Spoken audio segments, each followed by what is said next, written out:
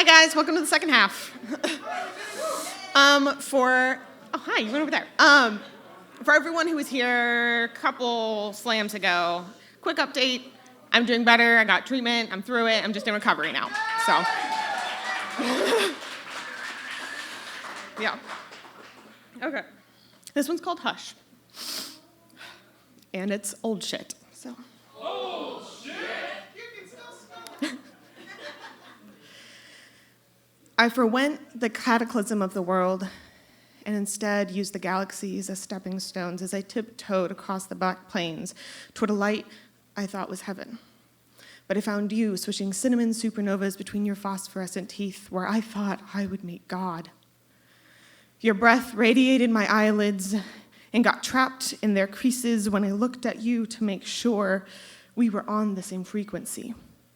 Your fingers curled the locks of my hair into infinite loops, fine strands strung under your nails, and I fell timeless for you.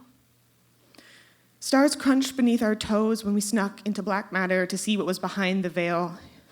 You spoke of the universe beyond the observable, telling me that the laws one wouldn't dare break here were unheard of over there. I never thought to ask you to chart where there was in the stars. It didn't seem to matter at the time. Like plants, we picnicked on photons and spun vibrations into visceral language until what was left was noise and lights fighting for survival against our gravity that we didn't think would collapse. But in those blinding moments of implosion, when your stories became false theories and your cinnamon breath smelled like spearmint instead, I lost you. Our heavenly bodies succumbed to the ethereal sea, and when the tide yielded to the moons, you surfaced with a fury for abandonment. My arms reached out, but the red light between us dragged me into submission. I called out to you. I screamed. I screamed until I coughed out blood and stardust, but you couldn't hear me through all of the radios searching for life. Your fingers still managed to find their way back into my hair. I knelt with my head against your growling stomach, hungry for praise. My chest gathered bonded molecules to offer to you as a tithe. Your voice sloshed through acid and came to me as a constant commandment that I obeyed out of hope. Still, I needed you to understand me.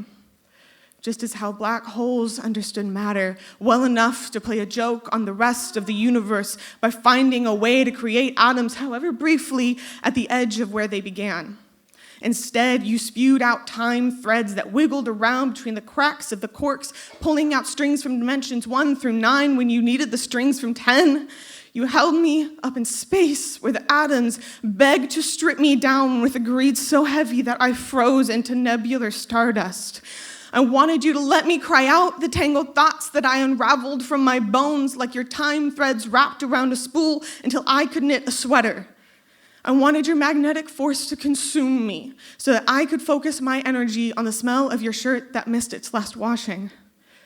But your promises to do better got lost in the vastness of space.